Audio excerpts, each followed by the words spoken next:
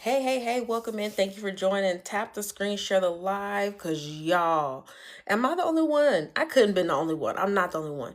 Did y'all see that video that Sephora Boy did? Okay.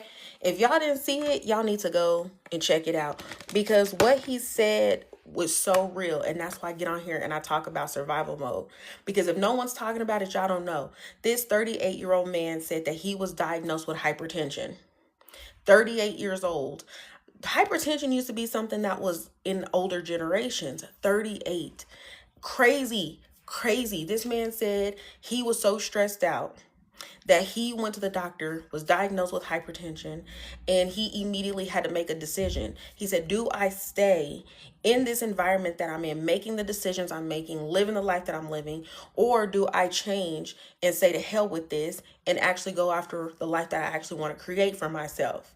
And so when I heard this, immediately I'm like, the key to getting out of survival mode is choosing yourself first. Because after hearing the moves this man made to save his own life, it had nothing to do with investing in a bunch of different tasks and tools. It was sourcing out and understanding that you are going to always be the most important person in your life. So if y'all haven't seen it, go watch it. This video, it made me more invested in studying survival mode and what it is doing to our bodies, what is happening, how to get out of it, everything along this nature, because if we don't talk about it, it doesn't get talked about. So going down this rabbit hole of survival mode and what that looks like and how it is keeping a lot of people stuck. You are not your thoughts. So who is it that's aware that you are thinking? Say that again. You are not aware. You're not your thoughts. So who is it that's aware that you are thinking? That's a deep one. That's a deep one. Thank you for that question. I'll ponder on that. Anywho, thank you for joining. Tap the screen, share the live, come on in. Live goal today is going to be 20K. Don't forget to get your daily heart meet and share this live out to 50 people. Okay? Because yes, the topic in which we're discussing today is survival mode.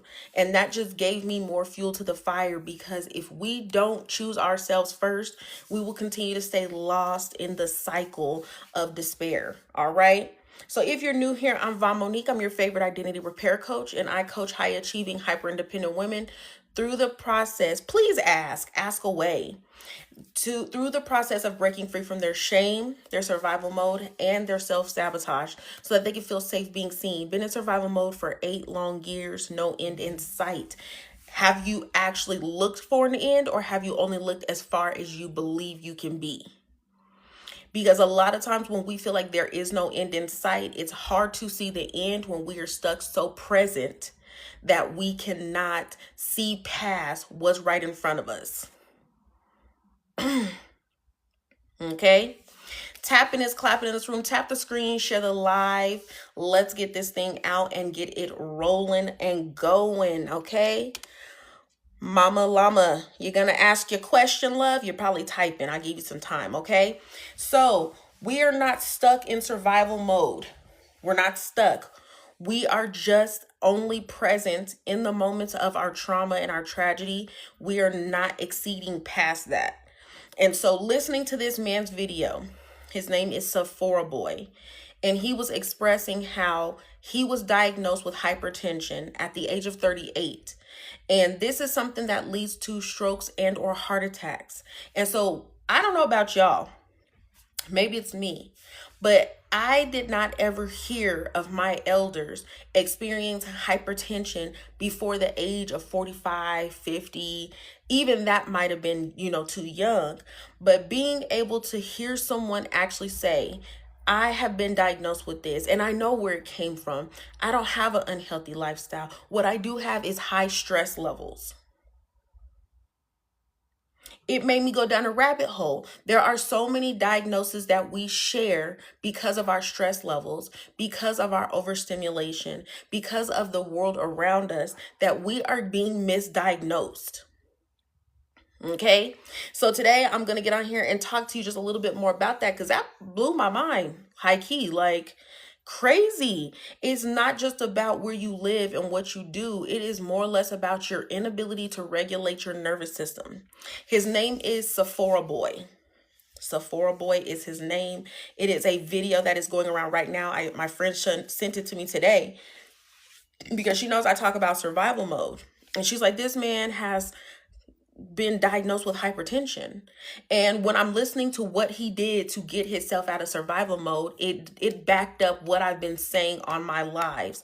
In order to get out of survival mode, you have to choose you first. So the way he worded it was more or less the fact of, yes, congratulations, Melissa, was more or less he was saying how he focused on the solution, not the problem. Now, a normal person, you made it to me, yay. And so an average person that is immersed in survival mode, hey, Britt, they will go down the rabbit hole of focusing so much on hypertension, the diagnosis, the sickness. Hey, Morgan, welcome in. That they will get so lost that they will not ever consider, okay, so how do I actually treat this? How do I cure this? Hey, Keys, welcome in, welcome in. Thank you for joining. Tapping is clapping in this room. Live goal today is going to be 20K. Don't forget to get your daily heart me. And we're going to share this out to 50 people because survival mode is something that is unalive in our people. It definitely is something that is unalive in our people, and we want to get up out of that. We want to save the lives that we can, okay? So when you focus on the solution and not the problem, you will understand that you are always going to be the solution. Without you, there is no problem. Yes, without you, there is no problem. So when I go live in the morning and I go live in the evening, I'm giving you tips that are helping you to choose yourself. Yes, this man was diagnosed with hypertension. Hypertension leads to bigger and more severe diagnosis. These are all things that we don't pay attention to. Love that. Okay, it is very serious. Survival mode is not just something that our bodies are meant to carry and walk around and ignore and suppress. Yep. It is one of those things that it is trying to get our attention so that we can actually get out of it. See, this is all confirmation to what I'm saying, okay? So understanding exactly what survival mode is. My boyfriend that did inappropriate things on Kick with another woman won't get off and say he just talks to guys. I guess my question to you would be, so many questions here. With what you just shared with me, how does his decisions affect you and your nervous system?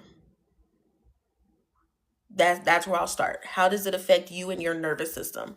So what is survival mode? How many of you in the room? So with that being said, if you from the sense of what we're talking about, you being the solution or focusing on the problem, which are you doing in this moment? Are you focusing on the problem or are you focusing on the solution?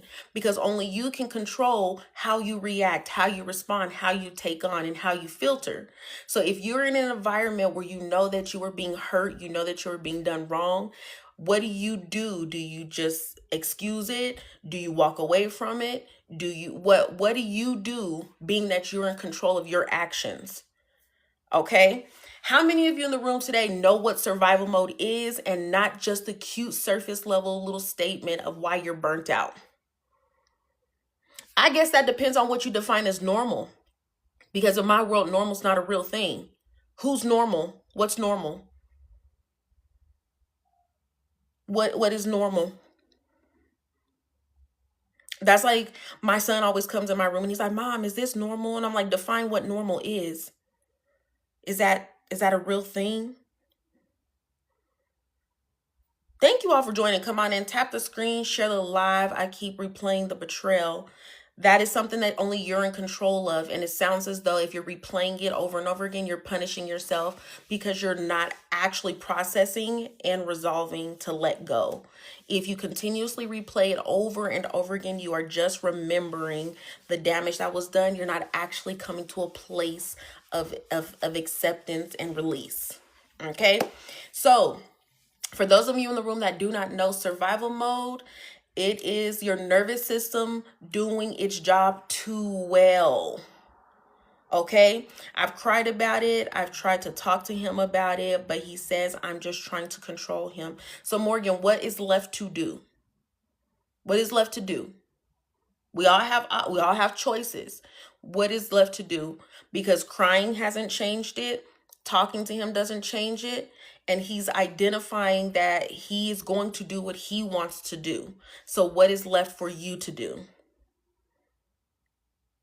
So you I mean, I can repost this on the YT. Hey Nicole, I can repost this on the YT.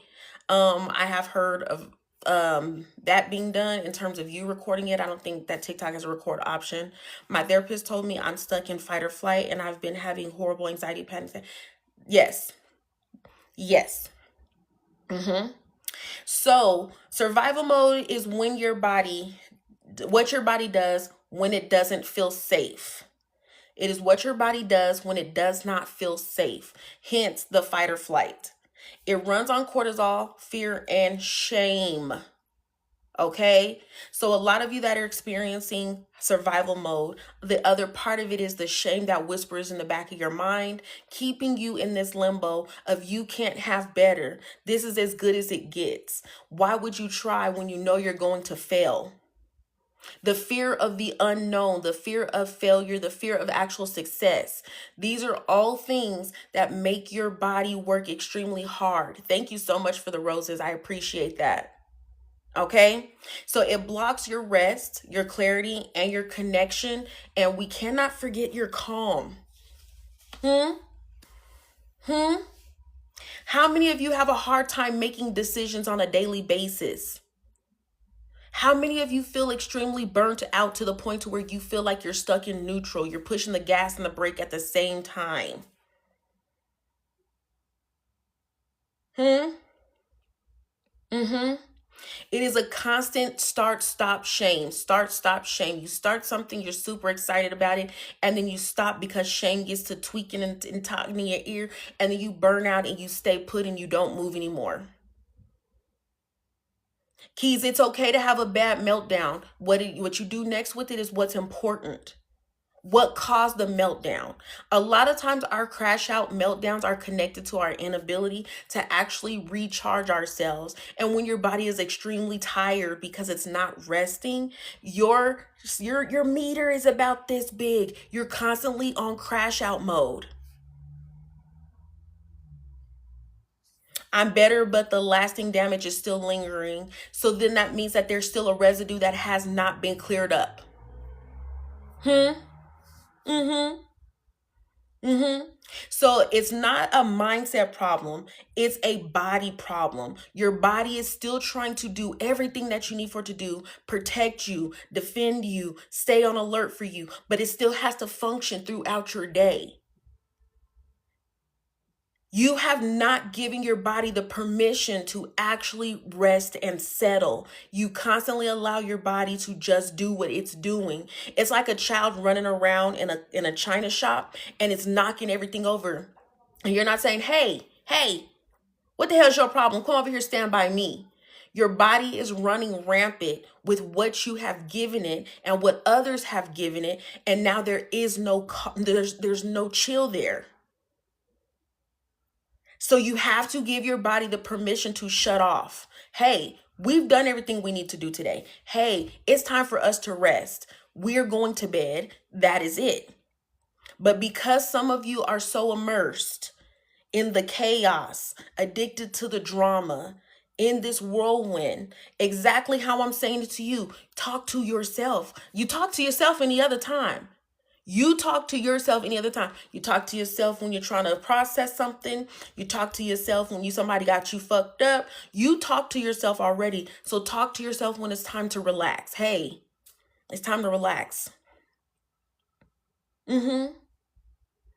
Mm-hmm. Y'all talking to me like y'all ain't never talked to yourself before. I talk to myself. And if you don't, I understand everybody's not me. Okay? I talk to myself. Did I just do this? Oh yeah, I got to get this done. Okay, when I get off live, I'm gonna. Y'all talk to yourselves any other time. Why are you being afraid to talk to yourself when it really counts?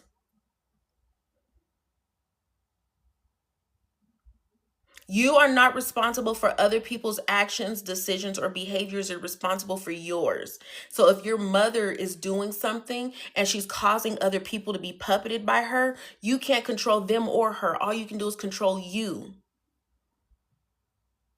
Hey, Bree, welcome in. Thank you for joining.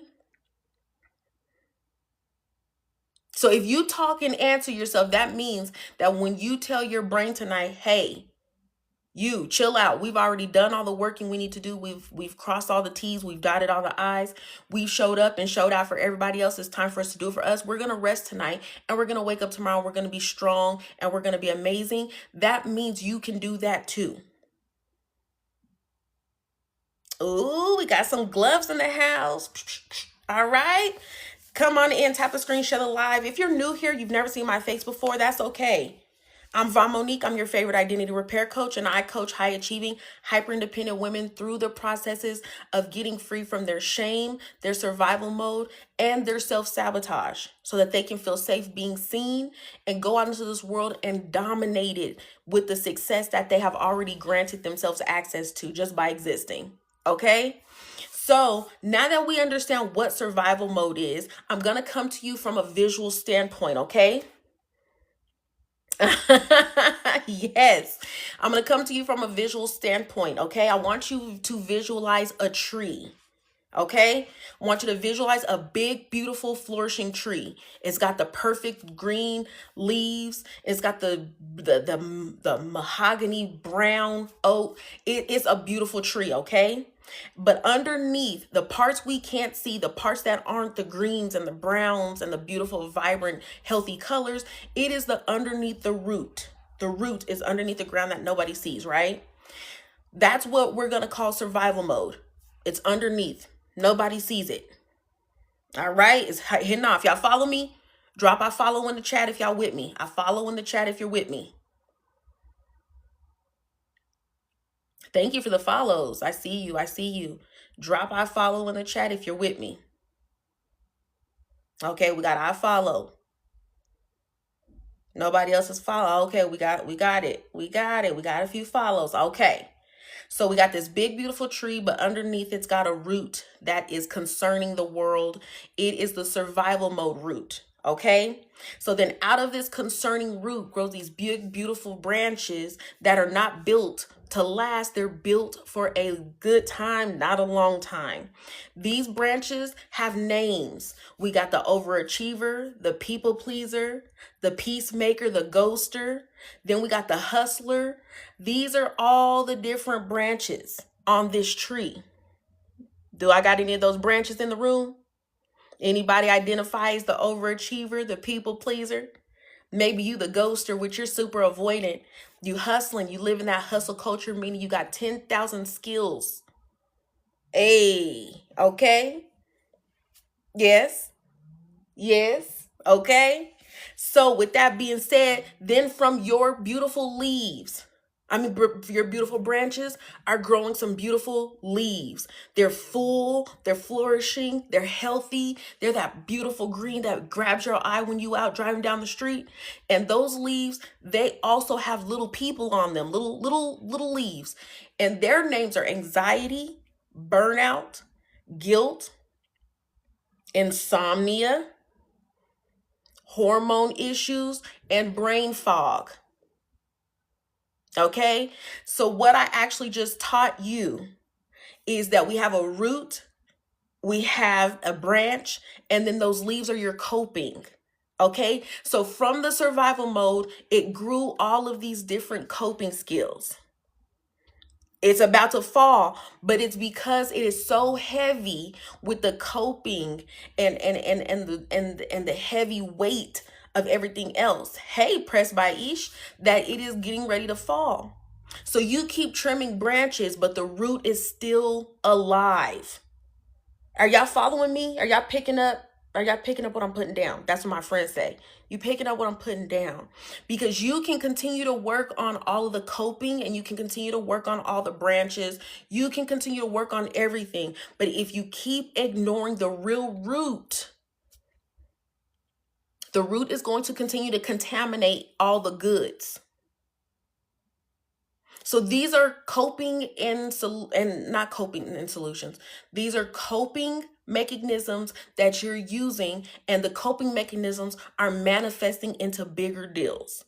So the reason that you're having a hard time getting enough rest is probably because guilt is keeping you up. Maybe it's the insomnia. Some of you just have extreme burnout. So when you wake up in the morning, you feel like you haven't done any resting whatsoever. So we can keep ignoring the real elephant in the room and trimming those branches, or we can dig deep, get into the root, and heal it. The problem is majority of you are so exhausted from continuously trying to trim the branches and pluck the leaves that you are not actually tackling the real problem, and then you say I'm just too exhausted. But you invested that time somewhere else. Oh, I don't have the skills and the tools, but you invested that learning matter somewhere else. So we make time for the things that we hold as valuable. Hello, hello, hello. Welcome in. Thank you for joining. Tap the screen, share the live. Don't forget to get your daily heart me. If you are in the room, enjoy yourself. Come on in. We're talking about some survival mode. Okay. I'm trying meditation now, but I'm definitely emotionally burnt out. Meditation is a beautiful thing once you understand that the key to meditation is not just you trying to control the thoughts, but allowing the thoughts just to have the free range of coming and going. A lot of you have a really bad control issue, and that keeps you limited. Everything's not for you to control. Some things are just meant to be. Okay? So when you are going through the survival mode and all of the ups and downs and the highs and the lows, some of the most common lies that survival mode will tell you. It'll come. It'll come. As if I slow down, I'll fall apart. How many of you subscribe to that? If I slow down, if I take a break, if I don't go hard, it's not going to get done. It's going to fall apart. I'm going to fail. Some of you talk so bad to yourself, almost like you're not even in the room. I got to do this. I got to do that. I got to be here. I got to go there. But you're tired. You haven't eaten today. How much water have you drank? A lot of you constantly sacrifice yourself just to continue to look good to other people that are not thinking, feeling, or even caring anything about you. Or some of you subscribe to rest is lazy. How many of you were raised that resting is going to be the downfall of your existence?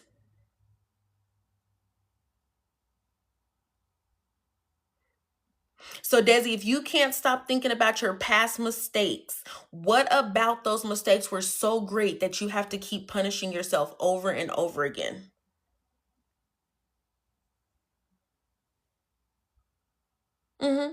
How many of you were taught that rest had to be earned, that you couldn't sleep at night unless you actually conquered the whole world and created a new one? These are all lies that we have subscribed to, believed, and we continue to replay over and over again. Thank you all for joining. Tap the screen, share the live. Don't forget the live goes 20K. Don't forget the live goes 20K. Don't forget to get your daily heart me and share this live out. We're almost halfway to the live share goal. Shout out to y'all, okay? Shout out to y'all. The other part of you guys are my, I just do it alone. I just do it by myself. I got it. I don't need no help. Y'all want help. You wish people would volunteer to help. But the moment they do, you slap their hand away and you say, nope, I don't need your help. I got it. Do you really? Because from where I'm standing, you look like you are one I got it away from falling over like a stiff animal.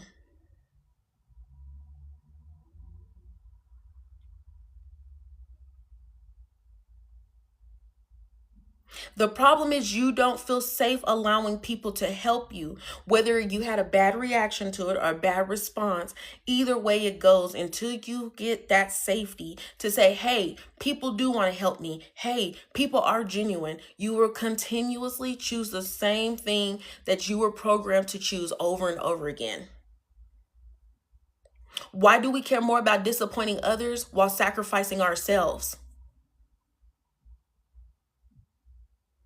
Sometimes they won't follow through, but here's the thing: if they volunteer to help you and you allow them to help you and they don't follow through, now you know that they're not a reliable source. But also, if the goal was to always do it on your own, not too much skin off your back, right? You can always tell who's going to follow through if you listen to their conversations with other people. If they're not reliable individuals, I wouldn't trust them to help me regardless, because those are probably the people that say, I got you, let me help you, I'll do it. And they just say it to talk. We can't be upset for choosing the wrong people to take up on their advance.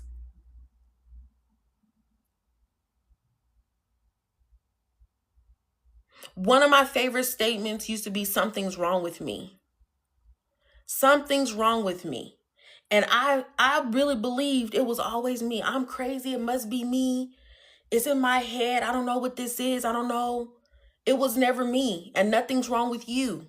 This is real. We're not making this up. We're really exhausted. We're really not sleeping good. And we're really in danger.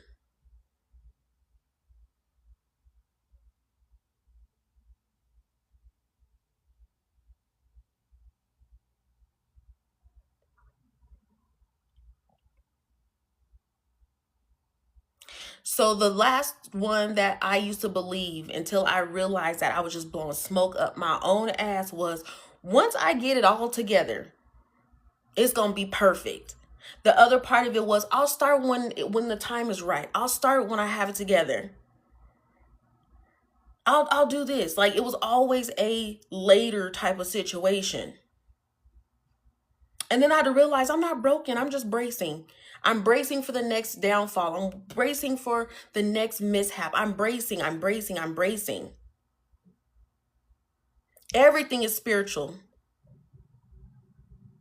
Everything is spiritual.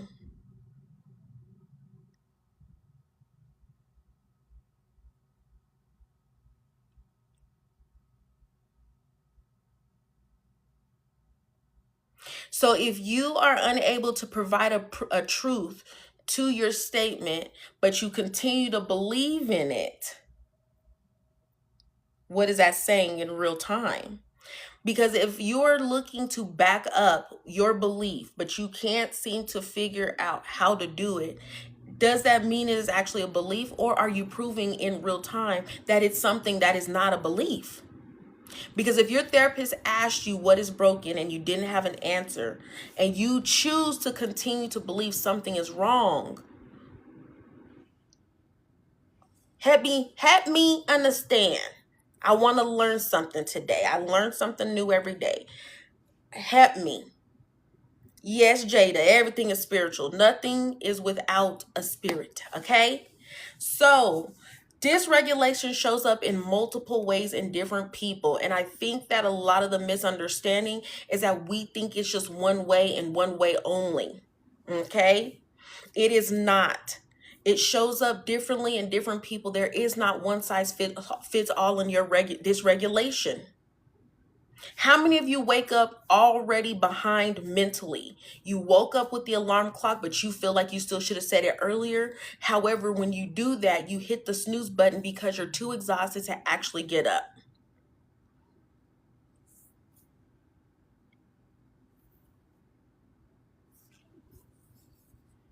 Some of you struggle to rest without guilt,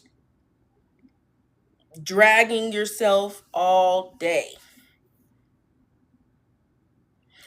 Because essentially how you start your day is how the rest of your day will go. If you wake up and you decide, today I'm going to choose me first, I'm not going to wake up and get on this phone first thing in the morning, I'm not going to get up focusing on other people's wants and needs and requests, I'm not going to get up and rush out this door, I'm going to actually spend some time with me this morning. I'm going to start with a playlist that makes me feel seen, makes me feel celebrated. I'm going to start this day with deep breaths and meditation. I'm going to give gratitude that I even woke up this morning with two working eyes, two working arms, and two working hands. Once you start calculating your day, planning your day that way, you will start feeling less behind and less guilty.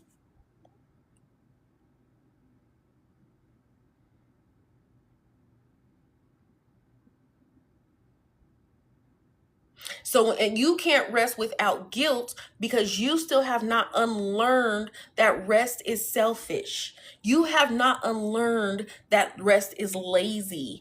You have a very bad relationship with rest. And until you heal that relationship, you will always feel shameful. You'll feel guilty. You will feel as if you are doing the complete worst thing ever, only because you are in a relationship with rest and the lack thereof.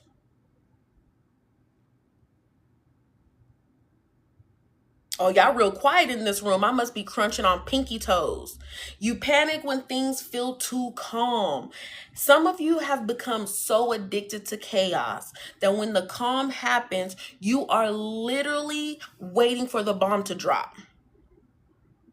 You are waiting, hoping, wishing for the bomb to drop because the calm is so uncomfortable. It is so uncomfortable. But what if I told you that it's only uncomfortable because you haven't regulated your nervous system yet? You haven't given your body permission to welcome in the calm. What you have done is associated with every calm moment that you've ever experienced within your life as a attack in the waiting. It's almost like in your mind, your nervous system is like, something's getting ready to jump out this bushes and I'm not prepared. Something is getting ready to jump out of the bushes and I want to be on guard. That's what your body is. When things are going too good, I always think something bad is going to happen. It usually does. Could it possibly be because you have brought that into your own world by automatically looking for the bad instead of actually being grateful and looking for the best? It's easier to do the expected. You're expected to wait for the shoe to drop. However, sometimes you sabotage great things because you are so focused and fixated on what you think is going to happen that you actually welcome it right into your hands. Mm-hmm. If you continue to sabotage enough, your body and your energy will just attract the thing that you always welcome in. If you always welcome in failure, you will fail. If you subscribe to anger and negativity, then that's what you will attract.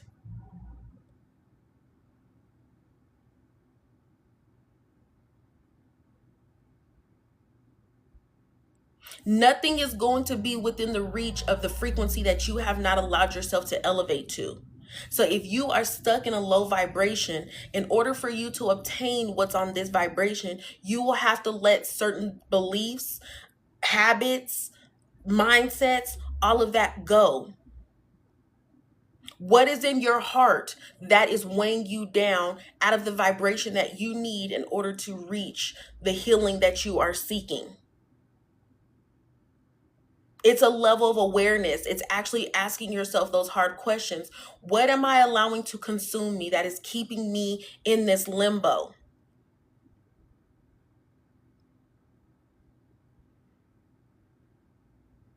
Tapping is clapping in this room. The live goes 20K and we partially through this live, y'all. I won't be able to finish if we don't get these likes up.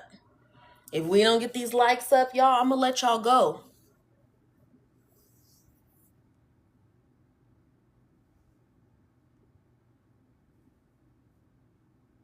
How many overthinkers we got in the room? How many of y'all overthink everything? Where to eat, what to cook, what to wear, what to drive, where to spend your money, where not to spend your money, how much to save. How many of you are chronic overthinkers? Thank you for the follows. I appreciate it.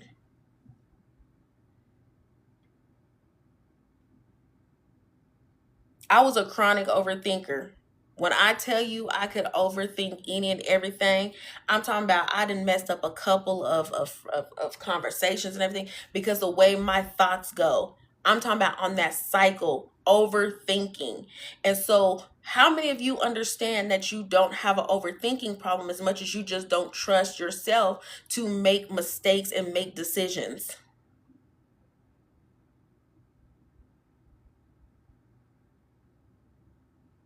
Mm-hmm.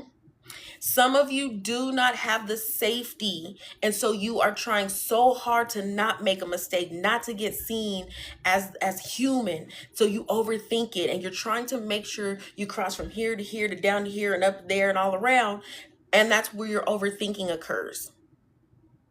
It's a safety issue. Due to what I allowed and other people to come into my life, I don't trust my decisions. Completely understood. Completely understood. However, what if I told you that you have still been making decisions and you have been doing just fine? You wake up every day and make so many decisions. You make the decision to go to work. You make the decision to get on social media. You make the decision to cook, not cook, get dressed. You make all these decisions regularly and you are still standing. Can that not be proof enough that you are capable of making your own decisions still? Because just because we don't trust them does not mean we're not making them. The other part of that is when you don't trust your own decisions, that's when you seek external validation. You are looking for someone to do all the heavy lifting so that when things go bad, you can go and tell them you're the problem. The problem with that is how crazy does it sound that you really want to put your life in someone else's hand just to avoid doing the thing that you have to do anyway? First and foremost, I want to congratulate you on your baby. First and foremost, like, can we just take a moment?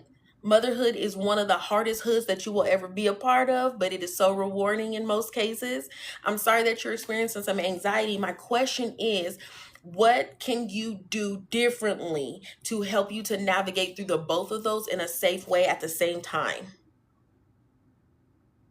It's very uncomfortable. It is very uncomfortable. I did it twice. I don't know what mindset I was in to do it, but I did it and I made it through. But it was a lot of learning at a rapid pace. Okay. So another way that it shows up is you're exhausted, but you still go fix everyone else's problems. You are exhausted. You can't even seem to fix your own, but you will go and fix everyone else's problem. The crazier part to me is thinking back about all the problems I would try to fix and all the fires I try to put out. And I'm like, these is other grown folks. These are other grown folks that are fully aware of the decisions they're making, the problems that they're putting themselves into, the outcomes and everything. And here I am trying to help them. One of my mentees in my mentorship, I had to coach her through one day because she was always putting herself last. And she asked me, she said, how did you start to put yourself first? And I said, by doing one micro tip at a time.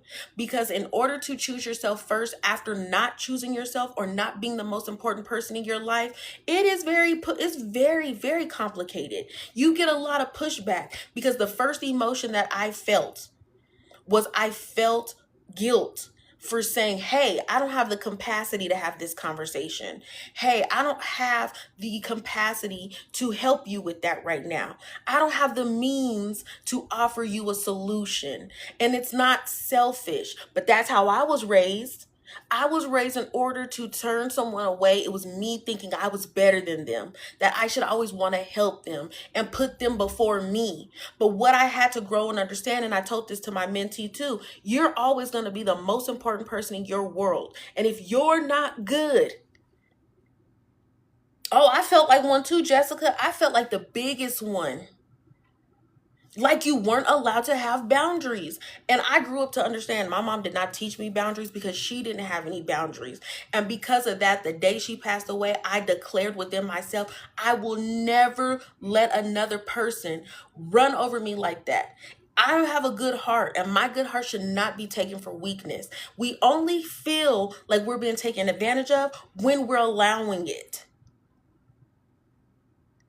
You can't be mad at somebody else for doing what you allow them to do. You cannot resent the person that you're allowing to drag you. I always feel bad saying I don't feel like going somewhere because I feel tired. I don't.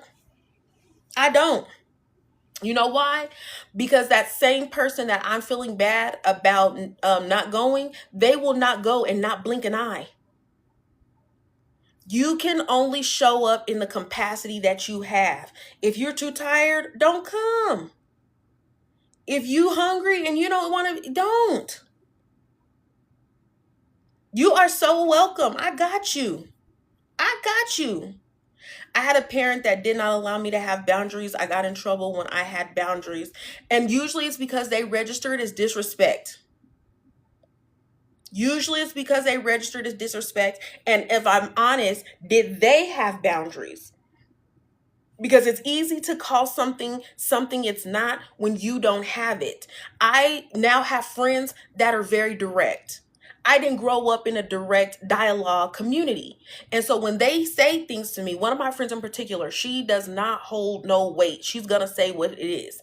And there were days where I'm like, damn, I don't know if she really liked me. It had nothing to do with like or dislike. It was the fact that some people do not care to waste their anytime minutes on sugarcoating shit when it is still in fact shit. Just because a person is being direct with you does not mean they're being an asshole. Just because they're being direct with you does not mean they don't like you. Just because they're being direct with you does not mean that they're trying to tear you down. Directness is a form of dialogue that gets straight to the point.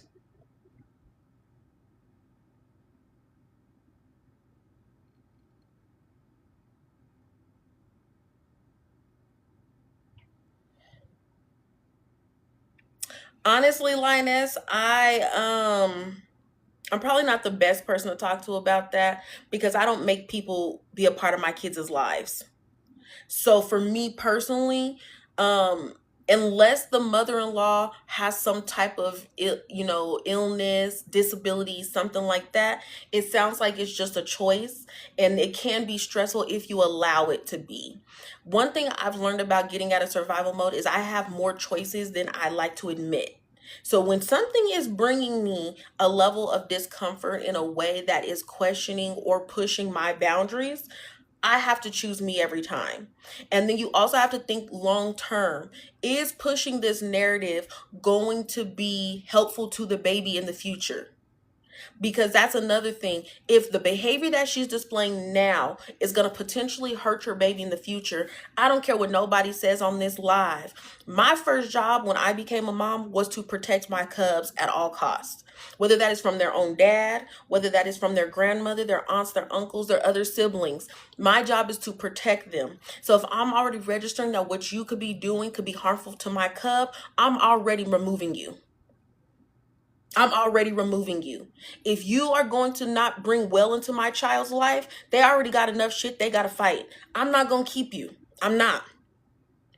You don't want to see my baby? Cool. There's enough eyes in this world that will see my baby and give my baby the hype up that they need. Mine, more importantly. However, when it comes to having spouses and things like that, it is always weird to me when I hear about partners that do not advocate for their children, let alone their partner. It's just interesting to me, but that's just my opinion. That's just my perspective. That's all I got in this world. Okay? So I want all of you to know this isn't personality. It's your nervous system in defense mode. So if your nervous system is in defense mode, it's going to work harder behind the scenes, meaning when you're sleeping at night, you're not even fully sleeping because your body is already up 10 toes, ready for whatever. And you're like, yo, I was just trying to recharge. Thank you, Jacqueline. Thank you. All right. So, what is dysregulation? These are words that are new to these are buzzwords. These are new words that are hitting our ears, and everyone is like, ooh, ooh, I'm dysregulated. Ooh, this is this and this. Dysregulation is when your nervous system can't turn off the alarm. So how many of you have ever walked in a room, you were cool, calm, you were collected, you were happy to be there, and something happens and immediately it's like shut down. You're uncomfortable, you're ready to go. You're anxious, you're overwhelmed, you're overstimulated daily, okay? Often. So this is your nervous system's alarm going off. It's trying to get your attention. It's letting you know that you're dysregulated. You're not balanced. Okay, babes? So you stay stuck in fight, flight, freeze, or fawn. Calm feels unsafe. Stress feels familiar. Some of you don't realize how addicted you are to the chaos, the drama, and the unsafety. Thank you, Lady J. Some of you are so unaware because of all of the stress and the trauma that you have been through over and over again. I think that you have to know what's best for you, and that's a level of self-awareness. A lot of things for me were not necessarily prescribed. My help came from me actually stepping out of my normal. So taking walks or doing things that I hadn't done, different types of music, certain conversations. Some people actually do need medication. As for other people, they just need to step out of the thing and actually process what's really keeping them stuck. Symptoms are crazy. Symptoms are crazy. So to hear this man get on this app and say that he understands that his high stress levels contributed to his survival mode, leading him to hypertension at 38 years old, can't nobody tell me that what I've been screaming is wrong. Survival mode is going to unalive us if we do not choose ourselves first. This man broke it down in clear English. He said the first thing he did was he quit that job. He said he quit the job and he moved. He said, I went and I packed up all my stuff. He said, I pulled out all the money I had. I pulled out all my piggy banks, my cash jars, my 401ks. I took all the money out of my wallet. He said it totaled him up to about $5,000. I believe at the time of his diagnosis, he was in New York. He pulls this money out and he has his $5,000. He said he got on a flight, moved to Miami, and he's doing so much better. He said he called his job, letting them know, I'm not coming back. And they're like, yeah, you are. We're going to transfer you. When you choose you first, everything else falls into alignment. Yes, people are going to fall off. Yes, situations are going to change. Yes, it's going to be uncomfortable and scary. But this year we're doing it scared. Thank you, Catherine. It's not unexplained. It's very explained. It is very explained. Your body is reacting to the circumstance that it is in. So when you get to a point where you're tired of the chaos and you start to go towards the safe, you have to know that there's going to be a level of resistance because this is new territory. This is new territory.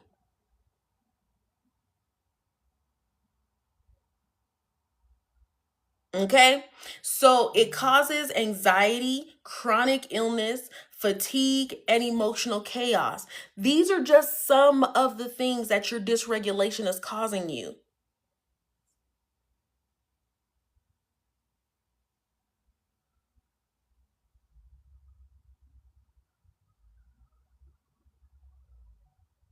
You're not addicted to the chaos.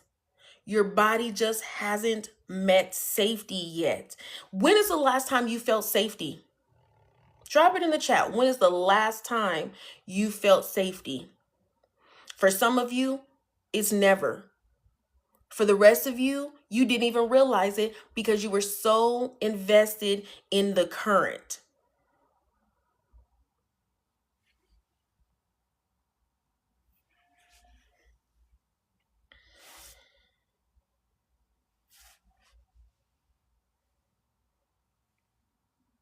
Your body will only go back to safety when you give it permission to and start to make your habits mimic what you actually want.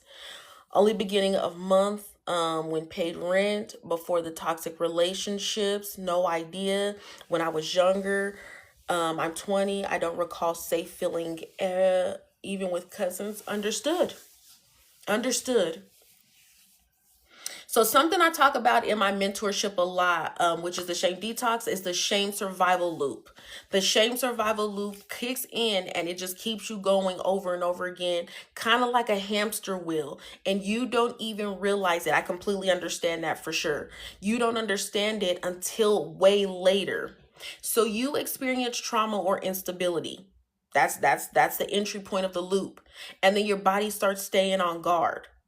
So then you blame yourself for what has happened to you. How many of you have actually processed that it is not your fault that you have experienced trauma?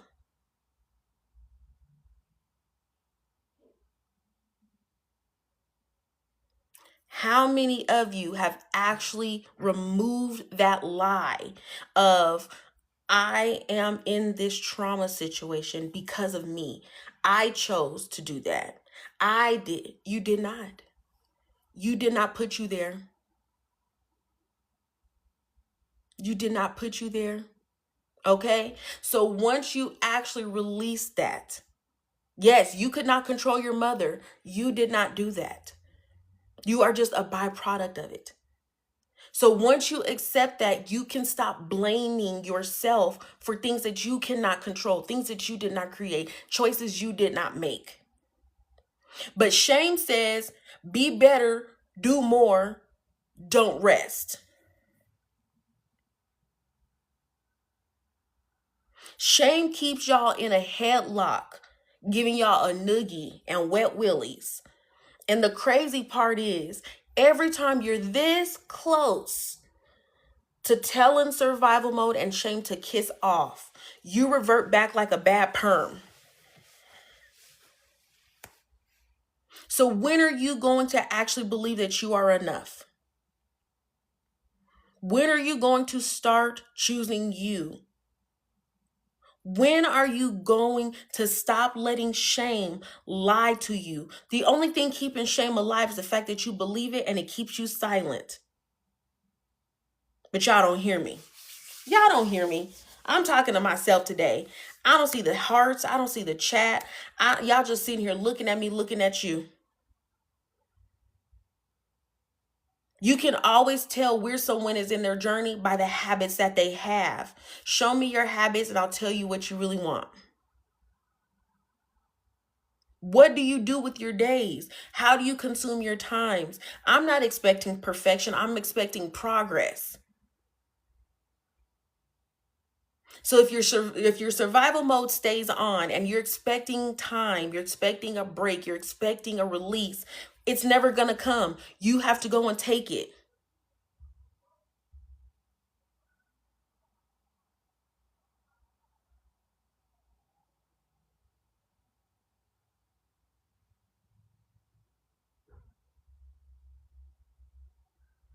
It's not going to come unless you go get it.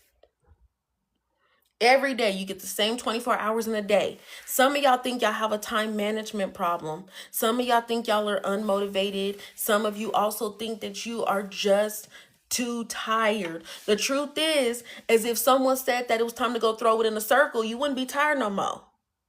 The other crazy part is if someone said, hey, we popping bottles, we going out of town, we taking this girls trip, you wouldn't be tired no more.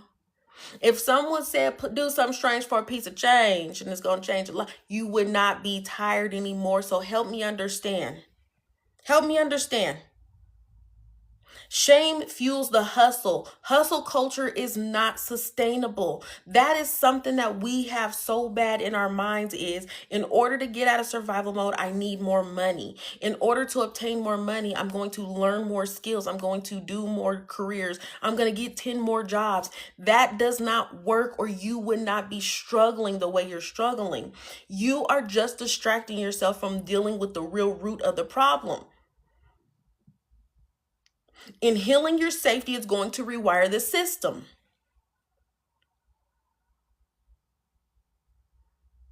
If this is making sense for somebody, put got it in the chat. If this is making sense for you, drop got it in the chat.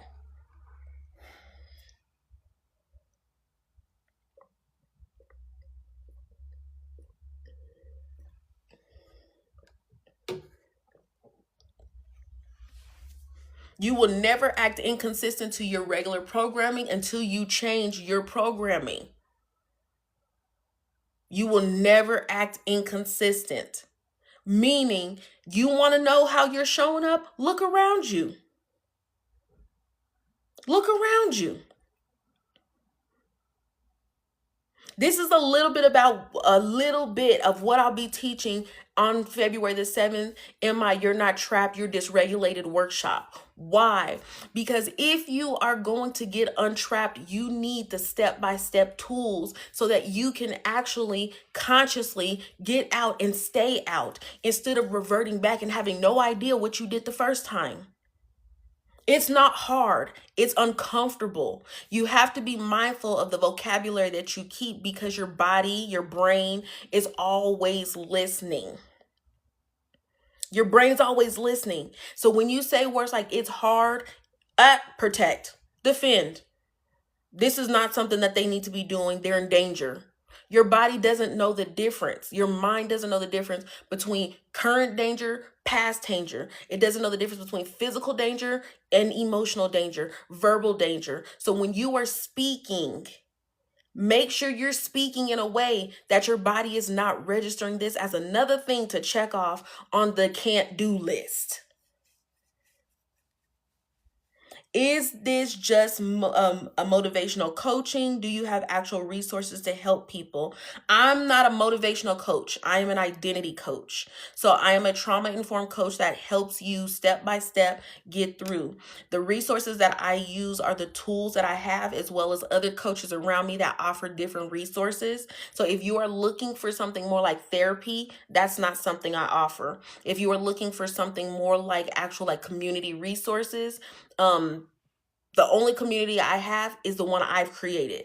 So when you say resources, give me a little bit more about what you're looking for, and I can tell you, um, what you're looking for. But yes, how far in having to tell myself that I'm okay, that I'm safe, and a lot throughout the day. Yes. Yes, as well as when you are doing that, I want you to actually do some box breathing exercises and maybe even give yourself a hug. Sometimes you need that reassurance and you need to ground yourself. Okay, throughout the day when life is happening, you want to be able to utilize those tools, and that's what I give you. I equip you so that you can actually take one foot in front of the other and keep moving forward and not feel like you're constantly being bungee corded back. I'm on a leave of absence from my job due to stress. I'm on day one and I don't know what to do with myself. The first thing that I would do on this leave of absence is I would actually do my best to release any and everything that is keeping you stressed.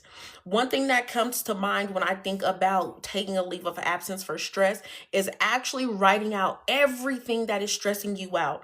And once you write down everything that's stressing you out, I want you to actually go through there and see what is actually yours to carry and what is not.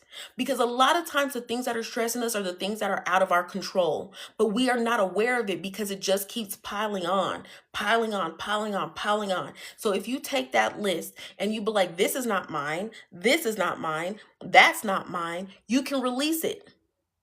Release it. A lot of people think it is so hard, it is so complicated, it is all these things, and it's not. It is really about you choosing you. No, thank you. Not today, Noah.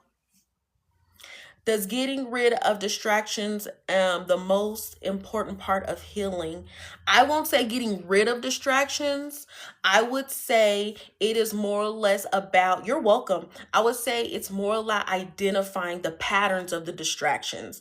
Once you identify them, then you will understand what cues you into going into this. So I would say actually healing that part of you that is more prone to fall into the path of that distraction would be more important. I can't keep the motivation to reach for my goals. You don't need motivation. Motivation is not your friend. Motivation is going to come and go like the wind. What you actually need to do is the safety in reaching your goal. You need to give yourself the permission to actually feel safe in accomplishing that goal. Being able to accomplish something is not going to just be reliant on motivation. And most times I would tell you to not even include it in the chat because motivation is so inconsistent and so fickle. If you want to accomplish something, you have to build the habit and the routine so that it comes natural to you and you will do it whether you feel like it, want to, think about it. It would just become natural to you. But giving yourself the permission and the safety to do so is what's going to really count. So some of you in the room might know that you're dysregulated, while some of you in the room might not know for sure. Okay? If you're on the fence, and you're like, I don't know if I'm dysregulated, I'm going to go through a check-in for you. Okay? Is becoming nicer to yourself and people a sign of healing? Becoming nicer to yourself is definitely it's definitely a sign that you are starting to know your self-worth, that you are starting to pour into you and love you and appreciate you. I would say they go together. If you start to view yourself in a better light, you will see others in a better light. How you see other people is definitely a reflection of how you view yourself. Okay? So, here are a couple of questions, okay? If you fall into this, babes, hate to break the news to you, you're dysregulated. If you say, I can't relax unless everything is perfect.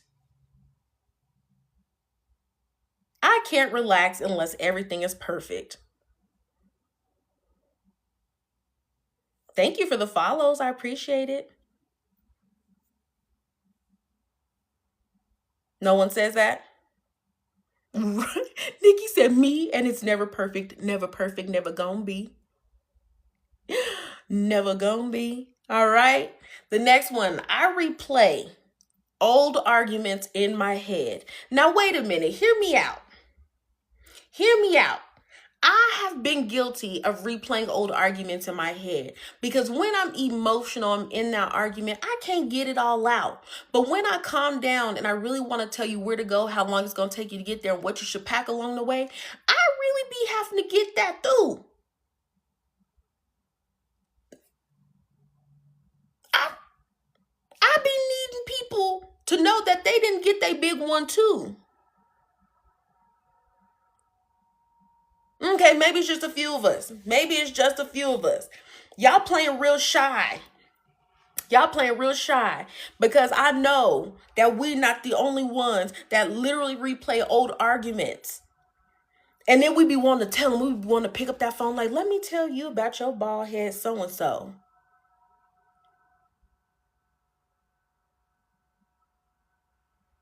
Boom. How about I get sick when I finally slow down? All over again. Keeping yourself in that, you making them happy. They done went on, they ain't thinking nothing else about it. They thinking it's over and done with. Meanwhile, you on the back end still cussing, fussing, and kicking shit over. Psh, the nerve, the audacity.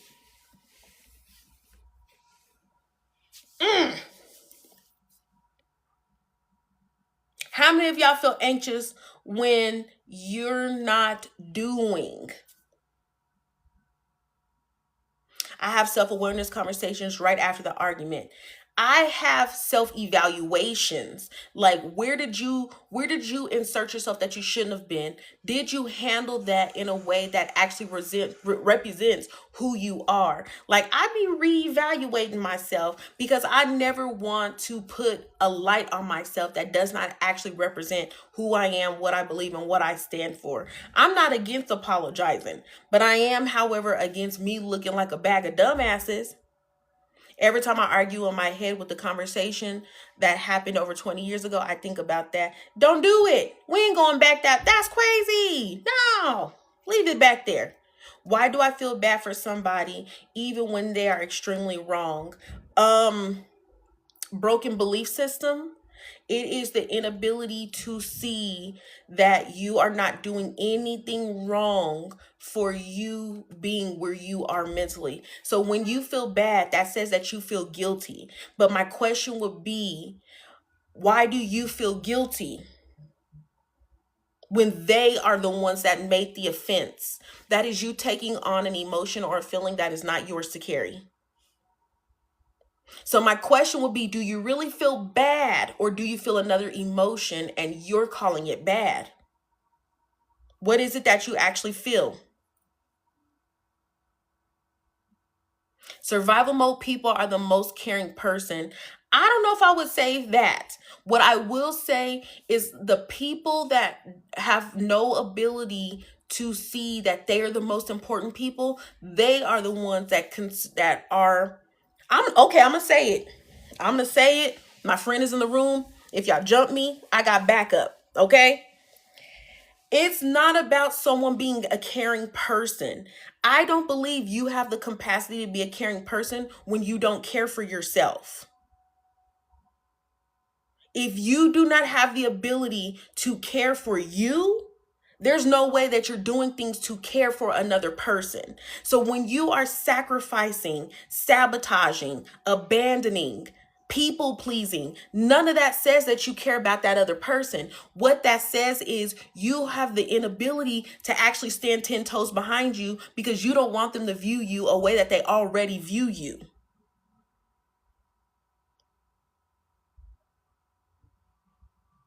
I think I broke the people.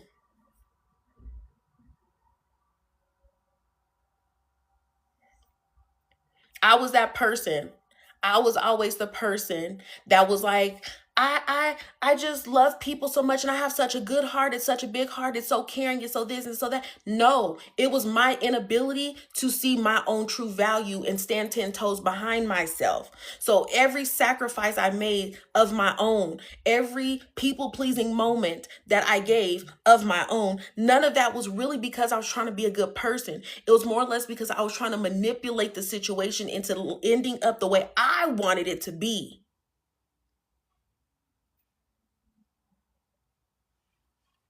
People that take care of other people are looking to be taken care of themselves. Or people that take care of other people are looking for ways to distract themselves from actually identifying or dealing with the real elephant in the room. I was the oldest child. I was the only child for 9 years. And then my mom had another daughter. Once I became that sister, that's okay, sister. You can disagree and we could talk about it all day long if you want to.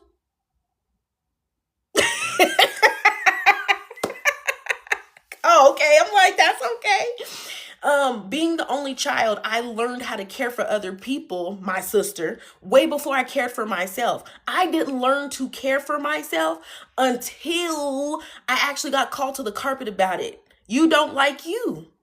So it becomes a distraction to look like the good person in everyone else's eyes. And if I can just care for you enough, being the greatest, being the biggest, being this, that, and the other, you won't see how I really view myself. But the truth is, the jig is up, they do. They see you. They know you don't like you. They know you don't value you. They don't appreciate you.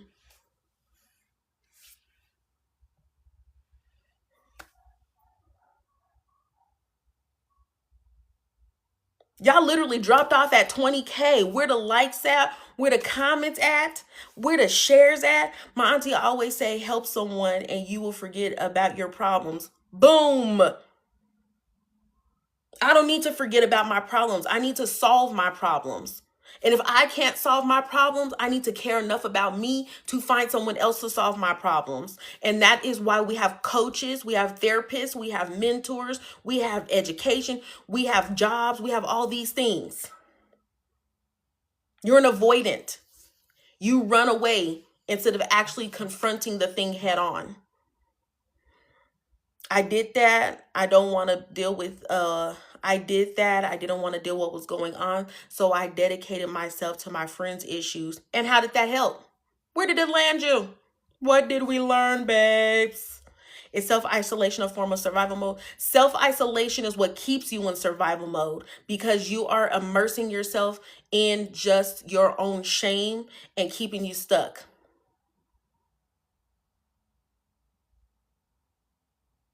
So give more context, Kevin.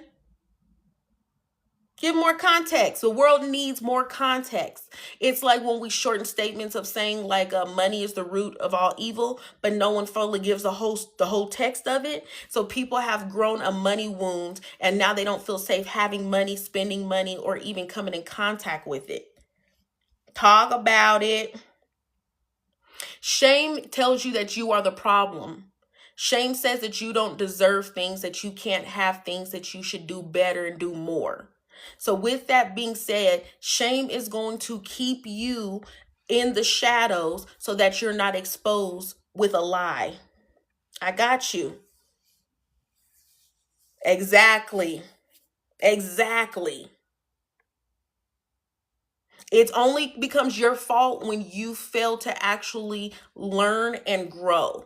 What you don't know, you can't be penalized from. But once you know and you continue to walk the same path, that is strictly a decision that you made. Take care of yourself before you take care of others. That's all. That's all. That's all. That's all I'm saying. The hardest time a lot of you guys are going to have is actually choosing yourselves and taking care of yourselves first. Why? Because you have been programmed with a broken belief system that you're only as valuable as the people that you take care of. The problem with that is if the person taking care of everybody else is to unalive today, then what happens? Do we put on the tombstone, here lay the person that never cared for themselves but cared for so many?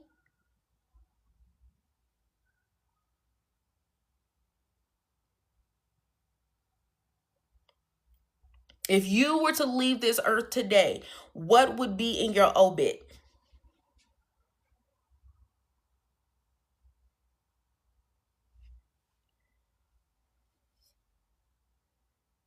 People will think you're selfish. They already think you're selfish. Why? Because that is just how people are. Understanding that those same people that are calling you selfish, they would waste no time being selfish. Selfish is not bad.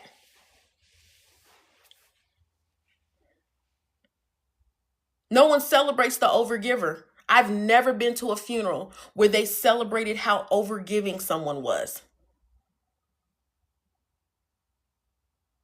I've never been to a funeral where they said, here lays the people pleaser that saved all of our lives and made so many self-sacrifices so we could be here today.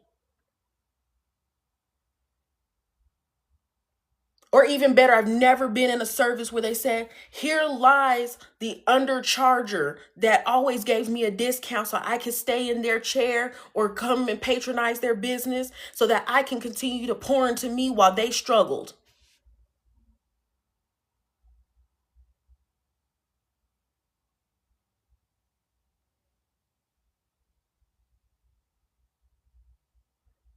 Y'all don't hear me though. Y'all don't hear me though. People, have y'all seen the amount of RIPs on y'all's timelines, or are y'all blind to this?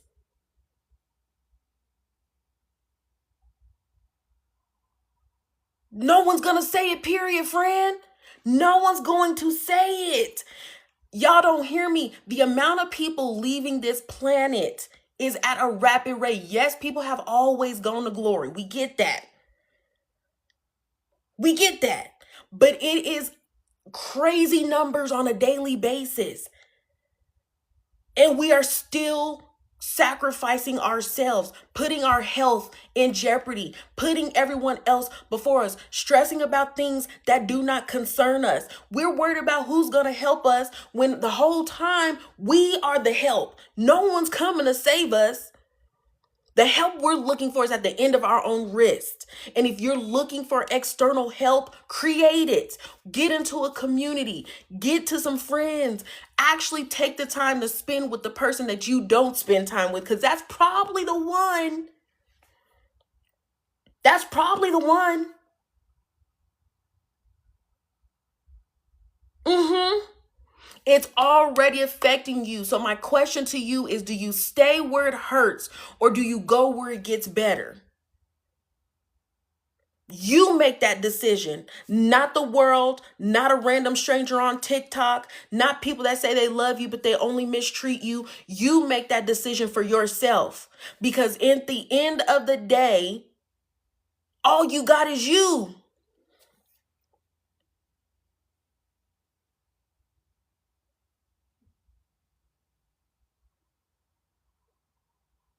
So when we talk about survival mode, we talk about shame, we talk about these constant loops of habits. What do your habits that you have right now say about you?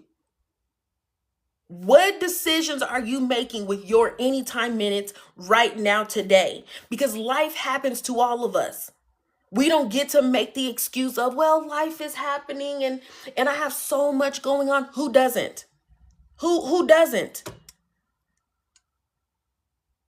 I went homeless and I was in a hotel and I still showed up. I still had a smile on my face. I didn't complain. I got through it. Not because I was a victim, but because I understood the solution was more important than the problem. If you play the victim mentality will win. And what do you gain from being the victim?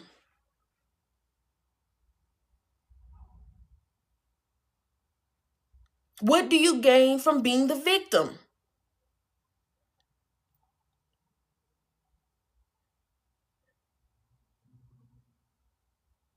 I'll tell you what you gain. You gain sickness, you gain burnout, you gain depression, you gain anxiety, not brownie points, not millions of dollars, not accomplished goals.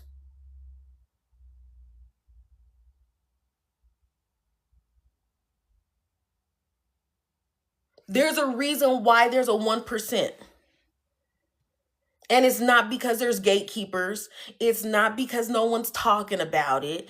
It's not because the lucky stay lucky, the rich stay rich, and the poor stay poor. That's not it. It's because there is a smaller group of people that are actually going to take their life by the bootstraps and do something different than the ones that are going to play the victim with the little violin and continue to say, woe is me.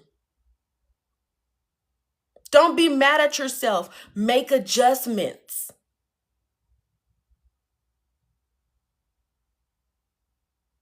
Make adjustments.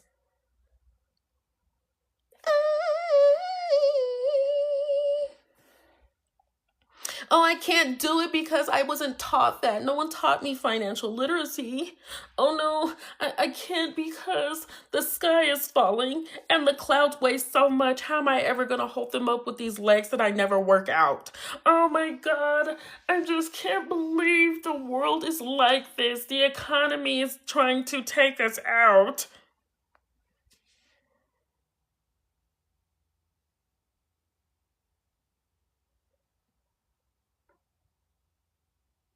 It I could never because why? Life is so hard.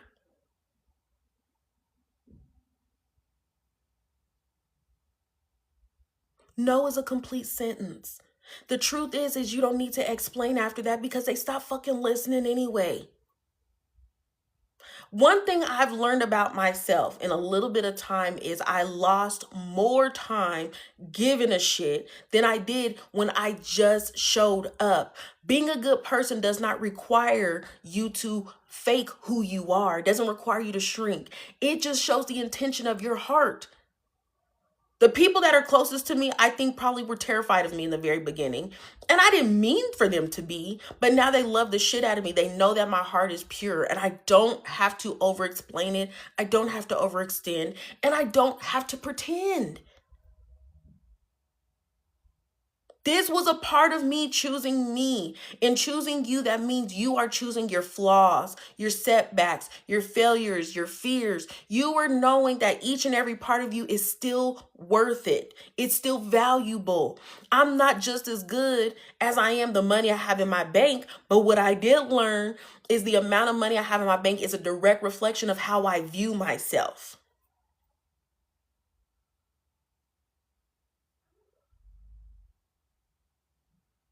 Better yet, Kevin, if you're giving too much just to look like you're a good person, you're not a good person. People like to hide behind, my love language is gift giving. Some of it is not a love language. Some of it is so that you can continue to hide behind the fact that you're a terrible person. How do I stop showing up if I live with the people that leech off of me? How do I stop showing up?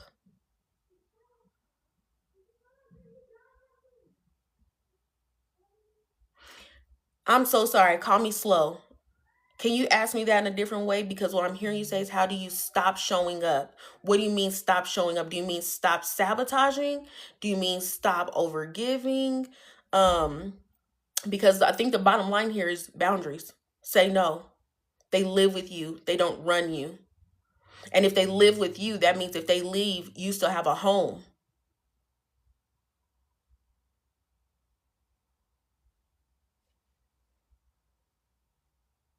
Mm-hmm.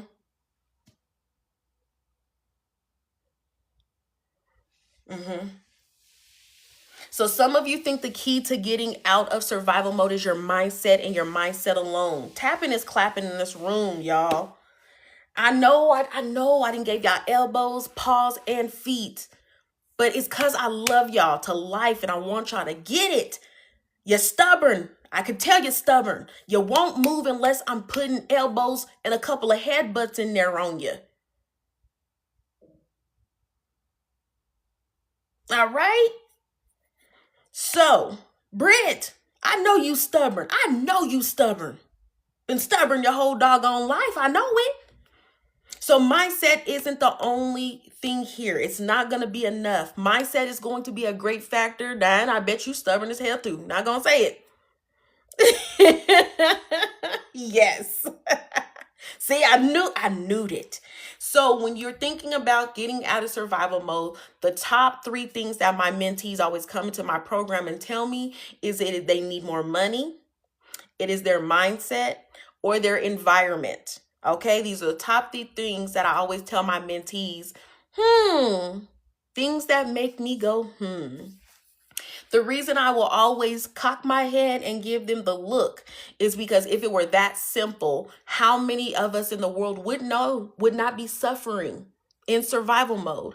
Because if it is as simple as moving to another location, i.e. out of the country, to another state, to another home, apartment, what have you, if it's as simple as shifting our mindset into saying, I am no longer in survival mode, or even better, if it were as simple as saying I'm going to make 6 figures, 7 figures, 8 figures, the people in power with money would not still operate as if they were in survival mode. So with mindset not being it, just the only thing, motivation starts to fade. Motivation starts to fade. Another thing would be hustle leads to burnout. Can somebody in the chat tell me why hustle is going to always lead you to burnout? Why does hustle lead us directly to burnout?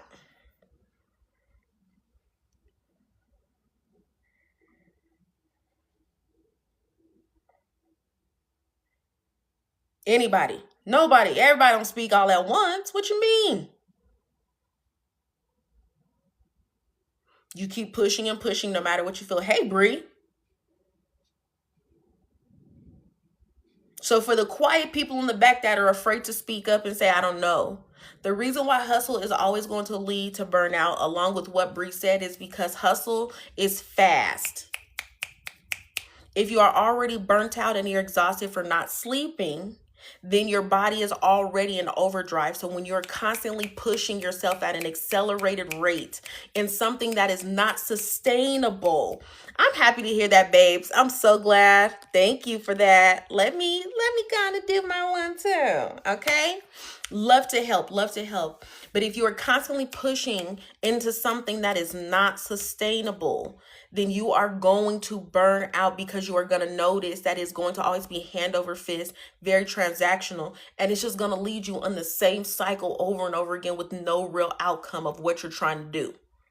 This is why hustle culture is so dangerous, because in hustle culture, it is like, I am going to do this thing right here until it DIEs, and then I'm going to go on to this thing and do it again. But there's nothing sustainable about bouncing around, trying to figure it out and trying to keep up.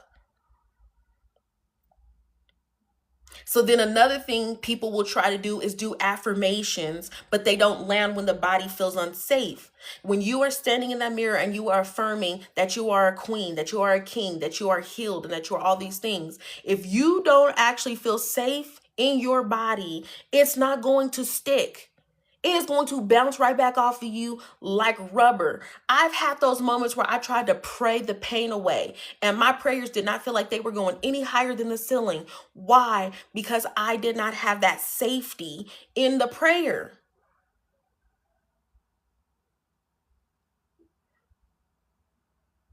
Motivation is going to fade. You're not going to be motivated all the time. You're going to wake up and say, I don't feel like this shit. The problem occurs is when you allow yourself to do what you feel versus what needs to be done. The only way to overcome the consistent setback is to build a consistent push forward. That's where your habits come in. This is where the routine and the patterns come in. Some of you guys are terrible with structure. Structure is not to hurt you. The Lord himself has a structure. We were talking about this in class this morning. Every morning and every night, the sun rises and it sets. Structure.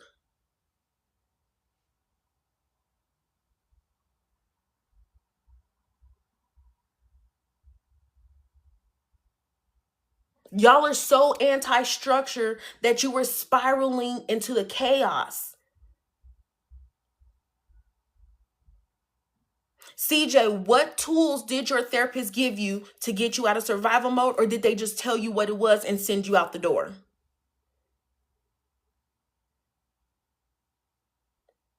Because you've been trying to think your way out of a body level problem. You're trying to pray your way out of it. You're trying to motivate your way out of it. You're trying to hype yourself up. Some of y'all start trying to go ET on them. Get it. No, no, baby, no.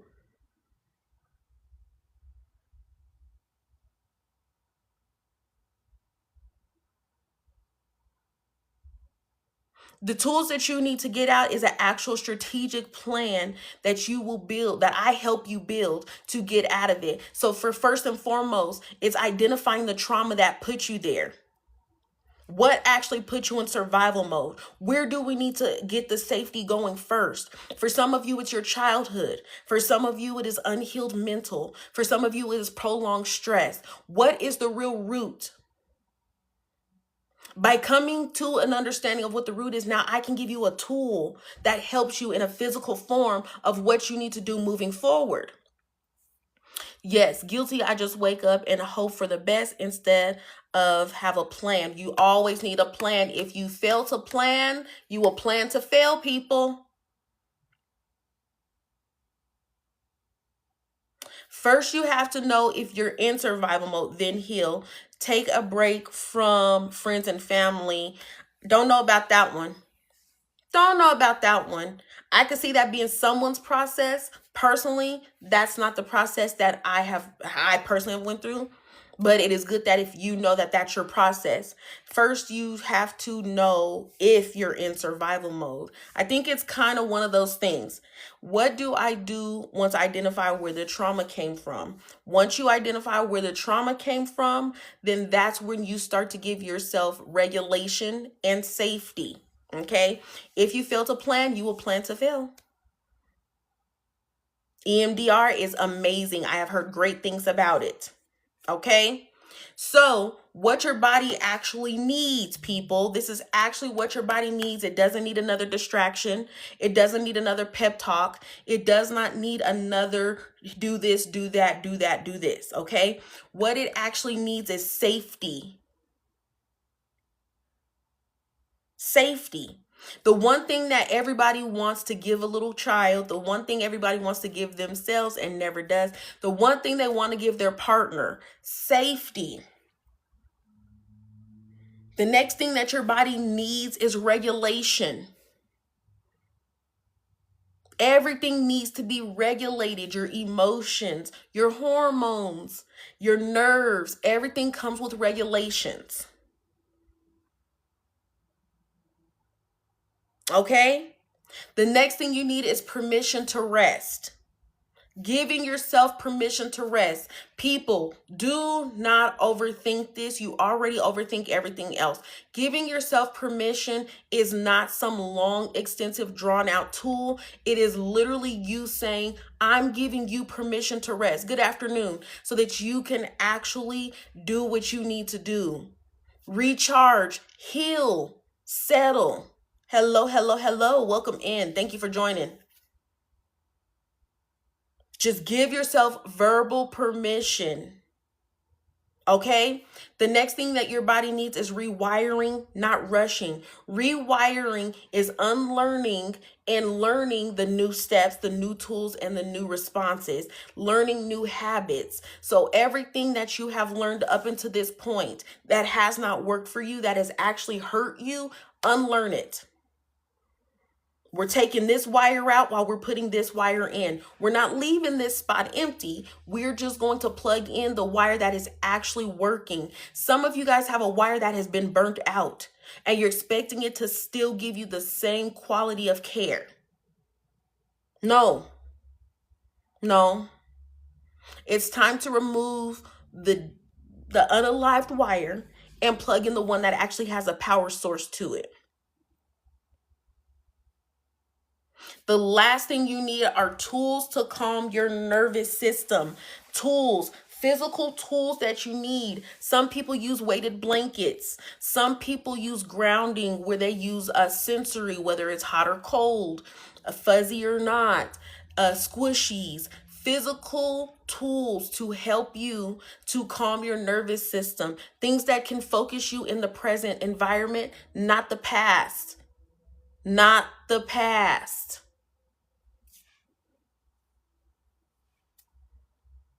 Some of y'all are so invested in the past and it's over, it's done, and no longer serves you.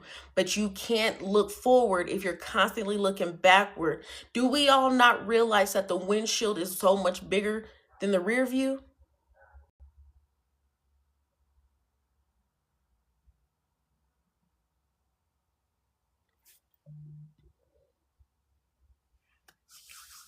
I think I've overstayed my welcome. Y'all real quiet in this here room. Think I've overstayed my welcome with my people. Okay? Okay? So the goal isn't perfection. I do. She said, I'm letting you cook. Listen, I need help in the kitchen because it's a little hot. All right? The goal isn't perfection.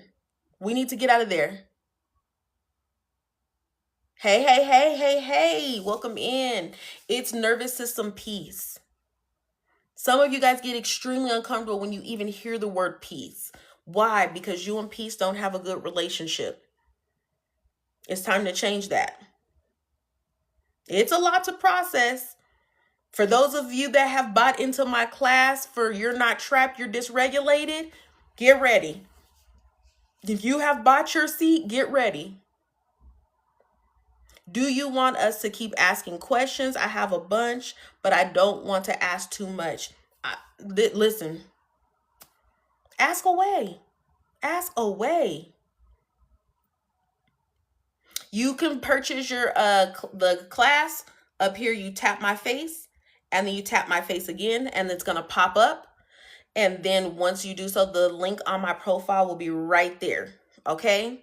What class are you having? I am teaching a You're Not Trapped, You're Dysregulated workshop. In this workshop, you are going to walk away feeling fully equipped without having the burnout. No, thank you. Without feeling guilty. I'm going to give you everything that you need so that you can actually become the woman of your future and stop penalizing yourself from the past. 1, identify your trauma. 2, learn to feel safe. Is that it? I just gave you a whole list, honey butter. I just gave you a whole list. I gave you a whole list, okay? So safety, regulation, permission to rest. Yes, shout out to Jolene. Jolene said, I got you right here. Jolene taking notes. Jolene said 2026 will not get me in survival mode loop. Hell no. Shout out. Let me go on and ping you, baby. Let me go on and ping you because you done this, did your 1/3 on the thing, okay? All right? Shoot. Because y'all not trapped. If y'all didn't learn shit else from today, you're not trapped. You're dysregulated. This is dysregulation. So give yourself a deep breath right now to know you're not stuck in a place you don't want to be. You're just dysregulated. And once your body starts to feel safe, that burnout feeling will go away. That feeling of like you're forgetting everything will go away. I'm going to post this on my YT. So if go to YT, it will be over there. You're dysregulated. Okay? Once your body starts to feel safe, you will start to remember again. I had to read the same book 5 times plus so I could actually retain it. I could not retain information. Once you get safe, you can start to dream again. When's the last time you thought about your dream house, dream car, dream wedding, dream anything?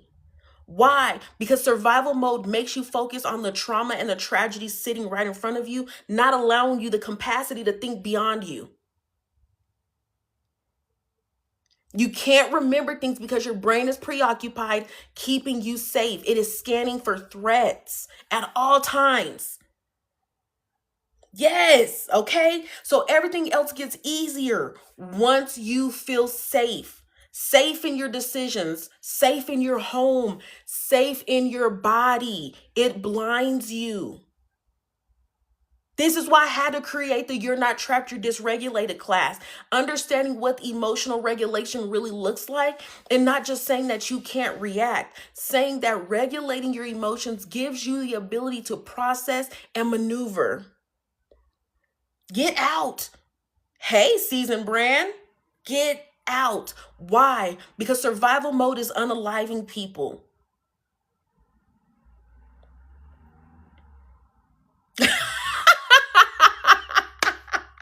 I love that so much.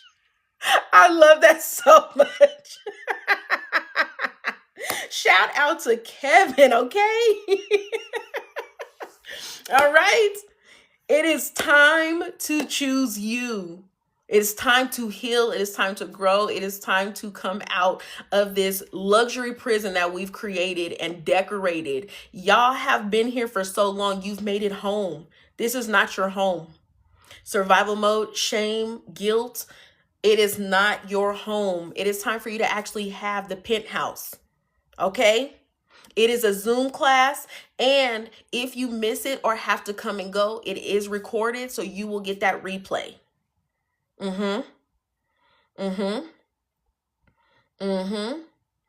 All of these things. And not only do I give you those direct tips and tools, we practice them and I walk you through them because it's so much easier said than done when you've been in this spiral. I am Mountain Standard Time. So right now for me, it's 3:35. I am Mountain Standard. Okay? I'm so proud of y'all already. I know that y'all are sick of y'all's own shit. And the truth is you didn't put yourself here, but it is your responsibility to get yourself out of. The fact that y'all have sat here with me for over an hour, this is an investment into yourself, into your future. If you are ready and you are serious, I will see you in class. If not, that's okay. That is okay. But I really want you to think of that question. If survival mode is the thing to take your life today, what will we read on your obit?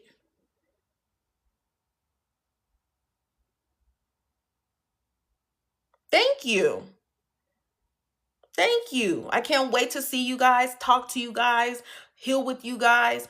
When I tell you being released from survival mode was the best gift of 2025, I can't even begin to tell you. And the whole time I didn't even realize I was released because I was so used to it. I was just like, why? Why do I not feel, what is this lightness? What is this? Is this what Disney was talking about when they said singing with the birds? Is this? I feel like I can sing and had no idea. No idea. It took until the people closest to me said, "Girl, what did you pray? What happened?" I don't hope I can help you. I know I can help you. The only way I would not be able to help you is if you are resistant to the help. As long as you allow it, it's going to be done. That means you are doing the work. You're taking the notes. You're applying them. You're doing your part. I can give you the water, but it's up to you to drink it. That's with any coach. That's with any lesson. That's with any book. That's with any podcast. If you are going to reject it, then that's what will happen. Yeah? All right? Does anybody have any questions for me? I've enjoyed you all so much. I want you all to remember you're not trapped. You're just dysregulated. That is not permanent. It can be treated. It does require you to continue to do the work. But guess what? Once you have those tools, there's no looking back. I missed you. You're always so busy being responsible and shit. So ghetto. It's all right. I'll be back later. What is an example of a boundary for my sister that feels I should be willing to help watch her kids? Oh, I love this so much. And my sister believes that because I'm a hairstylist, I'm obligated to do her hair because I'm the only hairstylist that she's ever had. So a boundary of that would be saying, hey, these are not my children. And as much as I love them, I don't have to always say yes. And here's the thing. If you want me to watch them, I need this much time. I need whatever it is that you need. Maybe you need a warning or whatever that case may be. But setting the tone of I am not obligated and I don't owe you shit. I do go live every day, yes. Okay? I don't owe you shit. Yes, you're my sister. Yes, I love you. Yes, I want to be there for you. What time tomorrow? I joined late today. I want to hear more. So I do a morning live to help you wake up in peace and not pressure, and that is 7 a.m. Mountain Standard.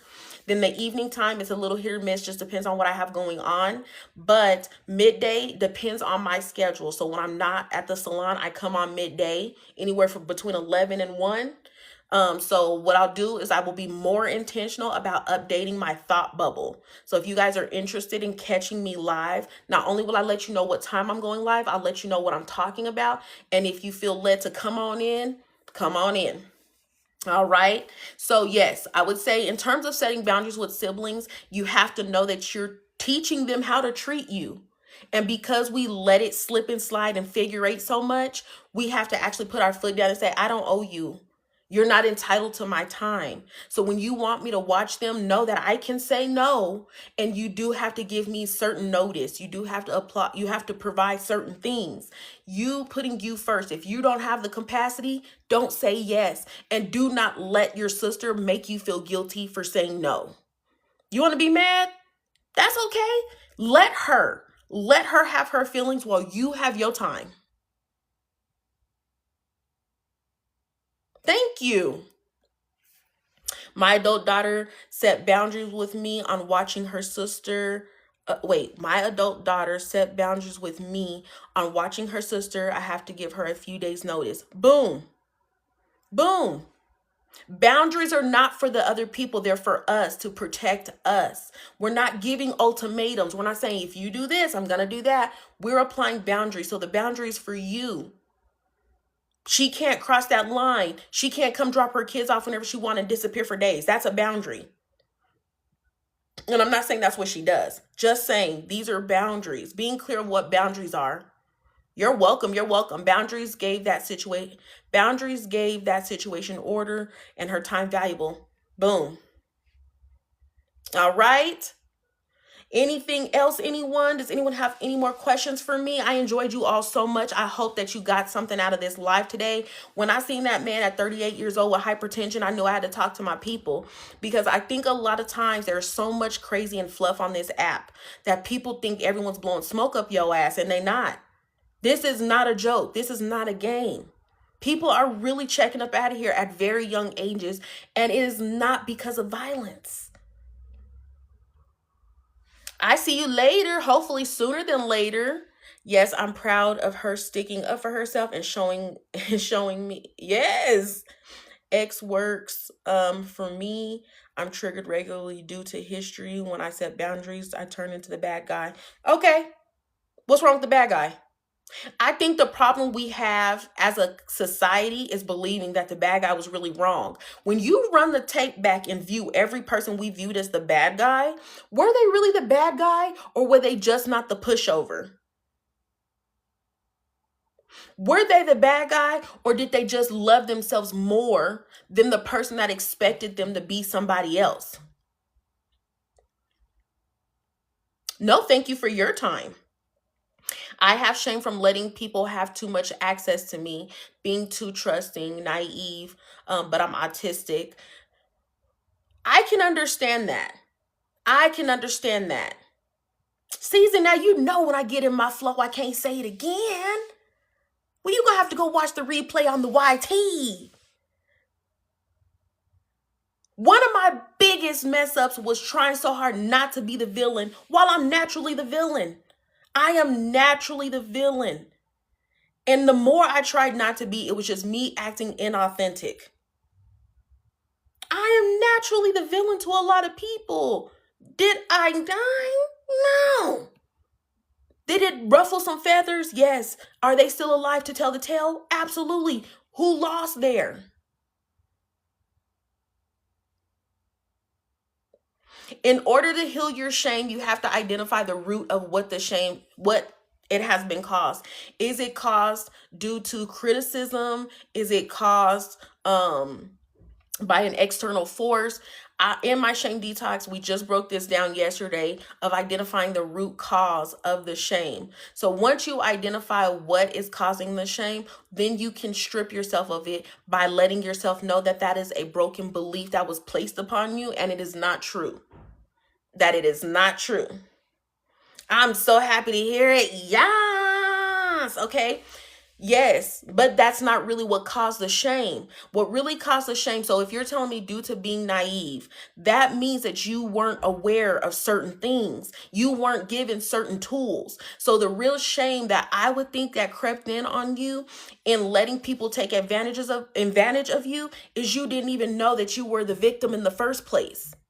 So what you're actually saying is I'm the bad person because no one actually equipped me to be protected. That's what I hear you saying right now. No matter what. All right, my lovely people. All right, my lovely people. I could be all day.